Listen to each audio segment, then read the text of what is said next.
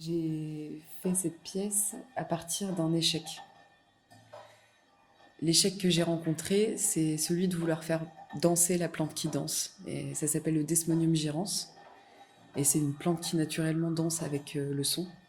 Donc danse, donc c'est nous qui appelons ça de la danse, mais elle, je ne sais pas si c'est véritablement de la danse, mais le fait est qu'elle bouge à partir du moment où elle est au contact avec du son.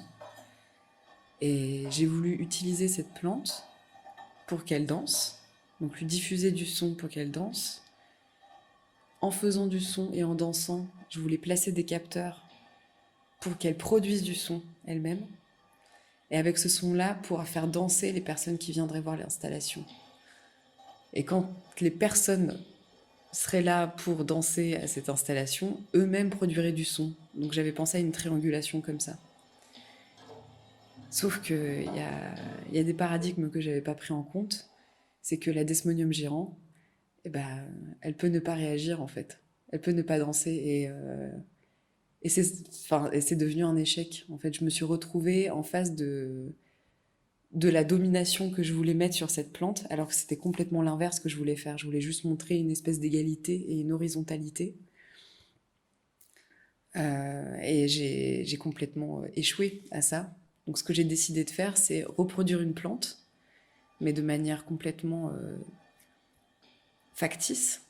Donc c'est pour ça que j'ai utilisé ce matériau-là, parce qu'il n'y a rien de plus aнаturel, c'est pas naturel du tout. Donc j'ai constitué une plante par rapport à ça pour créer une danse mécanique.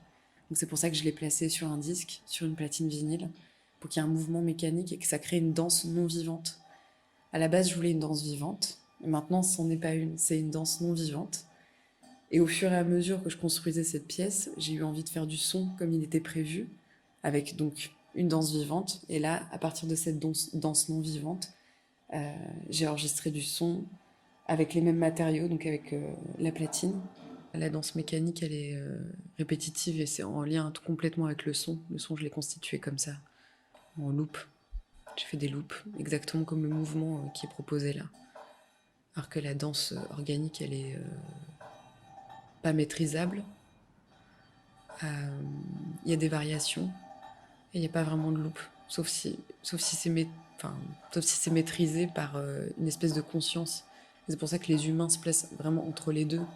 Parce que, par exemple, la plante qui danse, le Desmonium gyrans, je suppose qu'il n'y a pas vraiment de conscience par rapport au mouvement, alors que l'humain est en pleine conscience de ses mouvements et peut reproduire une sorte de danse mécanique, comme il reproduit des mouvements en général.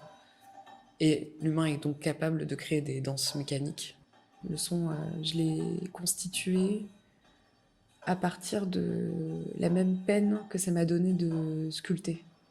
Donc c'était de la sculpture de son, et comme c'était avec les mêmes matériaux, c'est des matériaux coupants.